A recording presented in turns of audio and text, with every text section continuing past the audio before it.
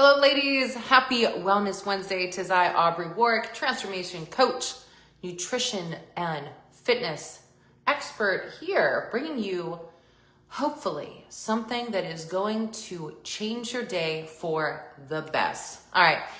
In case you're new to this group, I want to say hello and welcome. I know that you are a part of a lot of Facebook groups. I know that you have a lot of apps on your phone, a lot of things that can be really distracting, but you are choosing to listen to this short little talk for a reason. And probably the reason is you are feeling a sense of fill in the blank, feeling not complete, feeling frustrated, feeling perhaps like no matter what, you're just not good enough. Today's talk is really about mindset. And I posted a picture earlier that was from 8 years ago when I was on the set of Pittsburgh Today Live, about to do a fitness segment. And I had the amazing opportunity on that show to meet so many outstanding humans, but this one totally changed my life and my perspective. And I'm starting to integrate what this human taught me into my coaching, and I want to share it with you. So I had the chance to meet not the Dalai Lama himself, but the Dalai Lama's doctor. He is also a Tibetan monk. And the reason why this experience just shook me is not really what he said. It was just him being in the room. So let me set the stage for you. We're in what's called the green room before you go on air. And in walks, obviously, a monk. You could see he's bald. He's this little old guy with the monk garb on. And I was like, I didn't think, what are you doing in town? I didn't even have to question who he was, right? I knew that this guy was legit. It wasn't Halloween. So he didn't say a single word. He was smiling, an authentic smile. His eyes were bright. And he just stepped into the green room and my eyes swelled with tears. In fact, my eyes started to physically leak. I'm not going to say I was crying because I wasn't sad, but this feeling of his energy washed over me. It was kind of like one of those whomp, like you see in a movie. It was like this energetic blast coming from, I'm sure, his heart chakra, but probably all of his upper chakras and then some. It was a feeling that I really had never felt before. Not of, when they say love at first sight or even attraction or a pull to a person physically. It wasn't like that. But I knew right away that this man accepted me. I knew right away that he wasn't judging me. And through his eyes, I was enough. But in the most interesting way. I started to communicate with him and get to know him a little bit better because we had some time.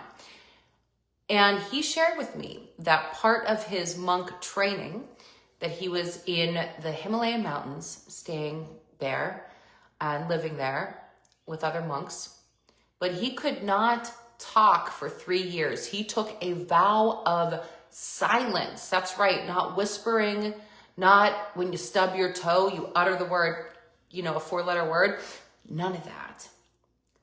And there's so many things to think about. I want you to process that for a second. Like, can you go 3 years without talking? And at first I said, oh my God, I could never do that.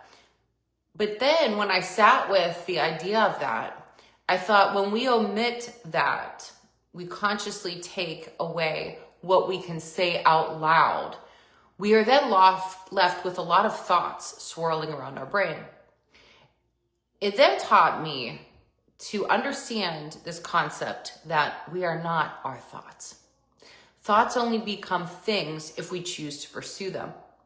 So right now, if you are really caught up in your head, right? There's so many things. If we see, celebrity endorsements to be really, really thin. And I'm painting this picture specifically to women right now. Maybe you're, over the age of 35 listening to this. Doesn't matter how old you are, because I really like the statement, we are not our age, we are our energy. And maybe you are feeling a certain way about how you show up physically. And I could talk to you till I'm blue in the face to say, oh my gosh, treat yourself like you would treat your best friend. I could compliment the heck out of you, but it doesn't matter unless we feel it intrinsically. There's several reasons for this, maybe even hundreds of reasons for this. But what I'd like to teach you today is to take pause and to actually stop and ask yourself, no matter what you're thinking or feeling or being triggered by when something pops up in your feed or scroll, is to ask yourself this very important question. And you might want to write this down. And the question is, stop. Is this thought going to help me or harm me? And I encourage you to ask that question a couple times. Because as women, as we are going through our cycle and changes of life in general, I know I'm 46, the week before my period, my thoughts, you would think that somebody hijacked my brain and that a complete sheer lunatic is living in the space between my ears rent-free. And if you don't believe me, just ask my husband. And we can feel these senses, the sense of like we're not in control, we're not in charge. But this is a time and an opportunity to actually retrain our brain. And I'm not going to downplay the fact that hormones do play a big role in this. And I think the way that I have taught myself is that, Aubrey, yes, it is the week before your period, or heck, maybe it's 2 weeks if you're perimenopausal or, just on the cusp of menopause. Maybe it's longer than you ever wanted to be or anticipated. But I'm a firm believer is that I don't have to make that a fact, that fact become my excuse on why the thoughts in my head are playing tricks on me. Mental health is a big deal, as we know, but I do feel that you can nip this in the bud. And how can you come at this from a place of loving existence? What I felt that day from the Dalai Lama's doctor is all of his lessons that he probably learned during the 3 years of his vow of silence. I left that day just being in his presence better. He didn't compliment me. He wasn't anything like that. I mean, he was just being. And when we are just being, we are enough. Because, my friends, it is absolutely a Tibetan monk philosophy or what they teach is that when we are sad or when we are depressed, maybe we are comparing ourselves. We think, well, I used to look like that, but now I look like this. All right, if we're just going to put this in the physical fitness sense. Then if we are living in the past, we are depressed. It's depressing to think like that. If we are living so much in the future where, well, I just want to get these Amazon Prime results. I want to lose these 30 pounds and I got to do this. We are living with sheer anxiety. To be present is an amazingly challenging task. So if you're up for the challenge that lies ahead, stop that thought, asking yourself the appropriate question, is this thought helping me or hurting me today?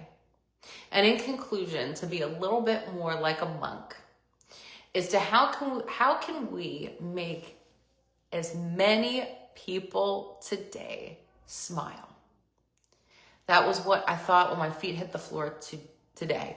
Especially my son and my husband, because those are the people who have seen all sides of me, and they're not always pretty, right? We can put on the public mask all we want, but the people who really deserve that love and to make them smile, obviously, are right in your quarters here. So let me know with a smiley face emoji or a little heart, got the heart on today, on how you can make so many people smile today by just being you. I hope this was helpful, and I hope if it resonated with you that you can apply this as a way to reframe your thoughts, to clear your headspace, and this is just a little bit of extra mental muscle today on today's Wellness Wednesday chat. All right, gang, ciao for now.